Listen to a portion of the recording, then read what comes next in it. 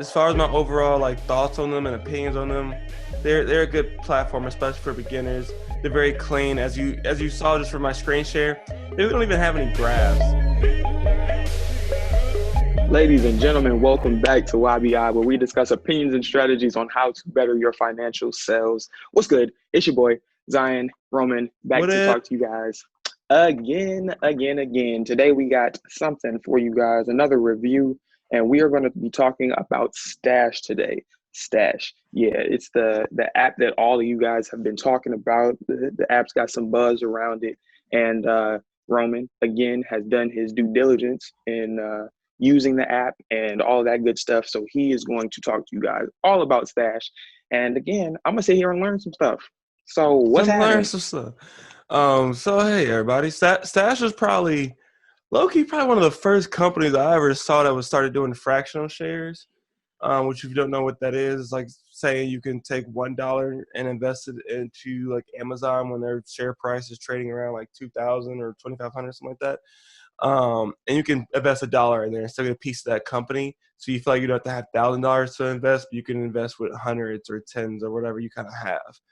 Um, I've been using Stash actually. At first, that was my first actually investing platform that I kind of tried out, and along with like Merrill Lynch and Robinhood. And I liked them when I first started getting going with them. They were really good, very clean cut, very easy to use. I love the app interface. I'll show it to you guys in a little bit. I have transferred over from using Stash as my main brokerage. I'll tell you guys why later on as we go through the video and like review of the app. But overall, especially for beginners, I like Stash. I think it's a very good website and they're awesome. Um, I'm actually going to show you guys their website and talk about it, what they got going on here. So they actually just started their no hidden banking thing not too long ago, which is all right. They'll give you like a debit card where you can actually earn stock back on. So you spend $20 at Jewel, they might give you like a penny or 10 cents to Walmart or something back. And they have like a whole like early payday with like Chime or other bank apps like that. But I'm more focused on the investment side of them. And that's where I think they kind of more or less shine. They give you advice. You can open up retirement accounts and everything up with them. They have a whole like little budgeting system for it and everything cool with that. I got a question. What's up? So do you know anything about the early direct deposit situation? Like, what is that for? What does it do? Because I see that on several people's platforms, and they're like, "Yeah, get your money So early." I'm like, "Is there a payment penalty for that, or like how you get your money early?" basically, when ADP or Paychecks, whatever your company uses for their payday roll system, they actually do. Let's say your payday is on Wednesday. They actually do send that money to the bank on Monday, but the Hmm. bank doesn't put into your account till the funds actually clear from your company, which then usually takes about 2 days while your payday is on Wednesday.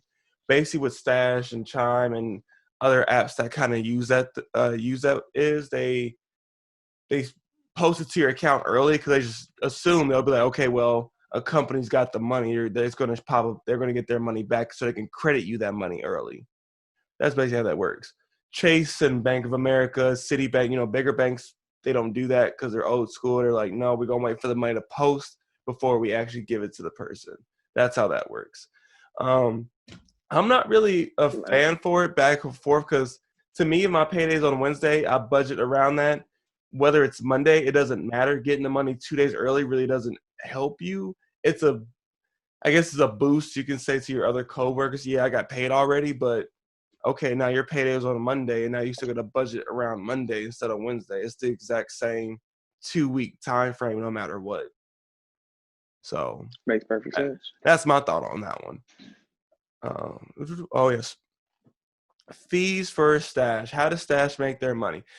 They actually have a few different ways for how people can kind of use Stash. So you can see your Stash beginner is $1 a month for their first time. You can invest in fractional shares, get your personal investment account.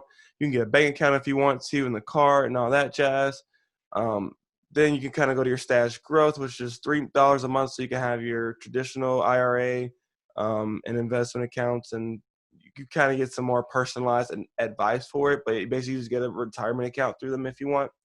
And then $9 is really they kind of geared that one more or less towards families, and you could open up like a kids account for them and invest with that. You get like a stash growth account, which is not really like their IRA. I believe it's their Wealthfront kind of mutual fund, which you kind of put more long-term investments in there, and you get a metal and you get a metal debit card, and you get double the stock back, which is cool.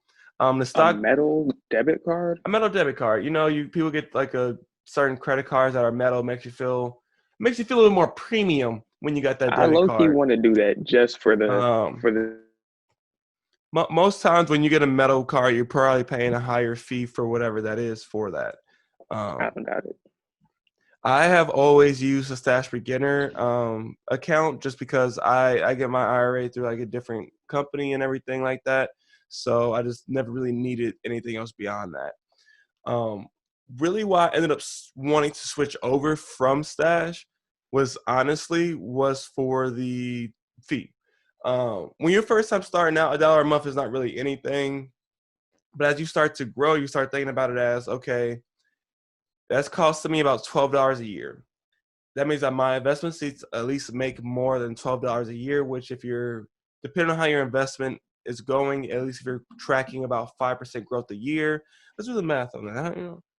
How much money would you have to put in there and actually do a return, even if it's just $100?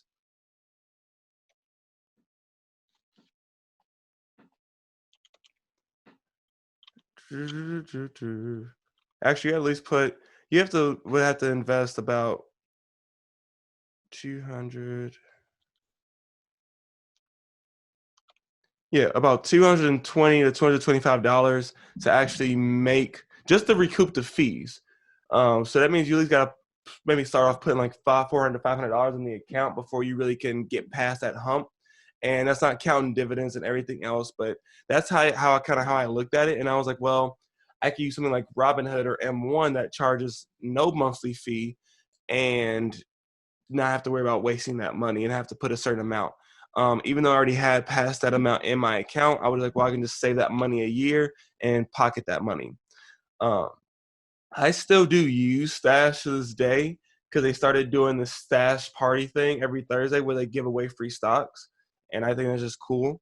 I could just literally get free stocks from it. So I'm actually will show you guys how the app kind of works and everything with that now. Just I feel like there's a more hands-on thing with that. People kind of see. Ooh, verification code. That makes sense to you, Zion. Stashing their fees. Yeah, absolutely. Um, Obviously, what Roman's looking into is essential for you guys. Getting free stuff. Duh. Getting free Like stuff. I definitely hold on to some of the cards that I don't even really use for real because of the perks that they give you. Just having an American Express, just having, a Capital One card, they have different benefits for different things. So there are times when I'll be like, hey, I need to buy a new pair of shoes, right? And American Express will give me 4% back on those same shoes versus Capital One, which will give me 1% back. So utilizing the free stuff and the incentives that you get with any one of these different cards is going to really help you in the long term. So Roman says that he's not using Stash like that as his main one, but he's going to hold on to it just because one, the fees and everything are low, and two, because he can get free stuff, free Yep. stocks. Yep. And I'm like, well, if I keep getting free stuff long enough, it's gonna keep paying off, and it ends up paying for that monthly fee. If I Yeah, earn $2 in random free stocks, then that automatically covers the fee, and I actually made money from using the platform. So I'm like, well, that's beneficial. So right. I actually was You know who else gives away free stuff? hmm, We do. We get on y'all our free giveaway. stuff On the on our giveaway. giveaway. Yeah, so stay tuned because we got another one coming at some point. So this is my profile right now. For what I started using them, I have kept Stash because of my like cannabis investments. I am literally holding on to these just until cannabis industry just blows up. Like I think it will in the next like 10 to 20 years. I'm really holding on to it just for that reason. As you see right now, I'm actually losing like 50% of my investment in there, but overall my investment's actually up, which is cool. Um, all these like little minute shares that I have in like Walt Disney, Tesla, Crocs, Coca-Cola, I got all these for free. literally all these for free from Stash from doing the stock party thing. And some of them like, oh, I actually wish I invested in them just by themselves because some of these are actually up 66 to 50%. I'm like, oh, that's amazing. But um, awesome. They also have a platform called Auto Stash, which is cool because you can actually set it like I have this one set to I'm gonna put money in there bi-weekly every a certain point and everything with it. They have their own little kind of ETFs on here, which are exchange traded funds, which is basically a collection of certain stocks and bonds in a certain field. And you can go. This was really makes them really good for beginners because you can go in there and be like, hey, I really want to go with high yield dividends, or I want to go with big business bonds long terms, or big money, and that's more or less financials. You can go into bonds worldwide and get more of a global exposure, more of a conservative mix, a more clean and green if you want to be more like just more environmentally friendly in your investments.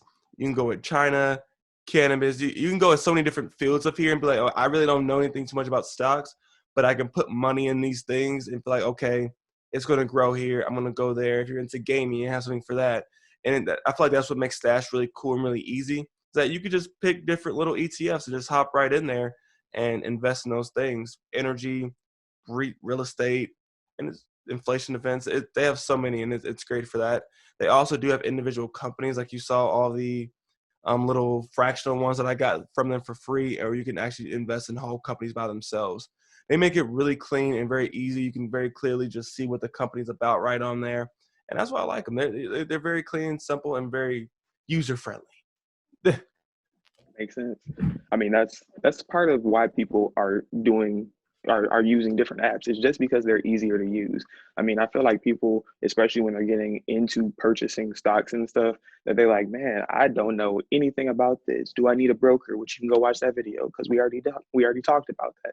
But do you need a broker? Who do you need to use? What do you need to do? So having an interface like Stash that is really, really simplistic and it doesn't make you do all that stuff. Like he said, if you just want to promote a cleaner America, that's how you want to invest, just invest there. You can do those Use simple that things. ETF. You don't have to pick a different company every time, or you don't have to invest in the same company, but it makes it easier so you don't have to do a ton of research. They can help you with their algorithms and things to actually show you what's going to be beneficial to you long term. So I think that that's a really big benefit for Stash. Oh yeah, and you can go into the ETF and see every stock or business that is in that portfolio, and decide, okay, well, I don't really mess with this company. I'm not going to use that. You can do that most definitely. And the reason why I didn't want to put Stash in our brokerage episode for like the top 5 was really for the monthly fees. All those other ones that we picked didn't have a monthly fee at all. But this is a really good one for beginners, and you can make that money back. Like I said, through their stock party, through the stock back in cash, you can make the monthly fee back, but it takes a little bit of extra work. You have to. The Stash party is really easy to use. You just go on their Twitter and you log in, and they give you a free stock into your account. It's super easy, but that it takes a little bit of work. But they're very easy to use and they're very clean cut. And I've used them now actually for almost maybe like 2 or 3 years I've been using them, and I've never had an issue with them. I guess I was gonna transfer all my money out of there, but I ended up not, just because they started doing the Stash party. I'm like, well, I can start making my investment back. I can start making my monthly fee back right then and there, and there you go, free money. Who doesn't like free money? Like our giveaways that we be doing on this channel. We be trying to tell y'all, man. We be trying to tell y'all to come get this free money. Um, but yeah, there are certain things that you're gonna have to do. Like continue to follow us and like, share, and subscribe so we can continue to do things because we have a lot. We have a lot of stuff that's coming for you guys. A lot of stuff is in the works. We're working on merchandise. We're working on the website, making sure that that's up to date and clean, et cetera, as my phone continues to ring. Yeah, Call we us, got come hit us up at this line. 1-800 exactly hit us YBI. up. We're gonna start doing a call-in show so y'all can just call us and talk to us about your financial situations. Yeah. Um, what else you want to? Anything else that you want to touch on Stash? No, that's pretty much it for Stash. As far as my overall like thoughts on them and opinions on them, they're a good platform, especially for beginners. They're very clean, as you saw just from my screen share. they don't even have any graphs. You know, you go on Yahoo Finance, or even when I showed you all Webull and everything, there's just graphs everywhere. There's a bunch of numbers some people don't understand. It's very clean on stat. It's very easy. You can very just look on there and see what's going on with it. This video is not sponsored by Stash at any means. Someone just asked us to review it, so I was like, well, I've used it I'm still using it now, so I can definitely give a review about it and go through my times of using it. And yeah, it's a great one to definitely get started with. You could Y'all definitely heard the man. you could start with $5 and pop it right in there, and there you go. That's the thing. All of these things just start with something very minute, which takes me back to what Jacob said in Invest in Self, which was to do it scared. You know that there's a there's the fact that people tend to not do things because of their fear and because of the unknown, et cetera, et cetera. But do these things scared. Start with a small investment, but that's all it's going to take. It's going to take something very small, and then you can build from there. Yep. Big thing I was talking with one of my friends the other day was he was like, well, I really don't know. I'm scared. Like I've been listening to podcasts. I'm kind of scared to get into investing because I don't want to lose my money. And I'm like, okay. So what about savings? Like how you been going with that? He's like, that hasn't been going too good either. I'm like, okay, well, how about this? Next time you want to go out to the bar, you want to go out and party, the money that you feel like you're going to spend that night, put it in a savings account or put it into an investment. Open up Stash, open up M1, open up something, put that money directly into an investment account. He's like, but what if I lose all my money? I'm like, you were gonna lose that money permanently anyway. If you go out to the bar or to the club or Ubers or going out to eat, that money's gone. You're not gonna see that money anywhere, and there is not any return on that investment unless you're going out to network. There's no return on it. So you're losing that money anyway. At least if you put $100 into an investment, you might actually make some money off that. And even if you lose a little bit and you're like, oh, I want to take my money out, you could do that. But let's say you put $100 in and you get 80 back, you at least got $80 back instead of when you went out partying, you wouldn't have gotten none of that back. Try that out. And you're like, oh, okay. Then you start doing it slowly more and on, and you end up saving money. And now you're actually earning money because you're investing it or saving it into a high interest savings account that at least earning you some interest on it. And then there you go. It's a very easy way to kind of get over that fear right there. It's like, I was going to spend this money on going out to the bar. Let me just put it into an investment and actually make some money off this. Hey, what he said. Sterling statements for today. Use Stash. Try Stash. Try it out. They are a interface that does come with a fee, but as you see, we ran a little bit of math, and it's very possible to recoup everything that you're going to be spending. In addition, understand that they have some free apps some free stocks that you can take advantage of. Absolutely do that. It's going to be something that can work for you long term. And then research all of those different things. If you find something, one of those categories that fits well for you, for who you are, it's psychologically going to be good for you to invest in something that you feel passionate about either way. So even if you do lose something, you still feel like you're winning. Yep. You know, I want to invest in something that I actually care about, not in something that, if you're like, oh yeah, I'm not really big into politics, don't invest into the politics one. Invest into, something that you actually care about. Anything else? I think you hit all our sterling statements right there. Don't be scared to invest. You can start off with a little bit, it's planting your seeds so it can grow. You plant a little bit here and there and it grows up. And next it's a full-blown tree, and then you'll be amazed. I do have we got a couple big videos coming up for you guys. Like, share, and subscribe for them. One of them will be including, of course, like education and finances and how that affects you, and then also how this. If no one's voted yet, please, if you haven't registered in your state, if you haven't hit the deadline, just go vote.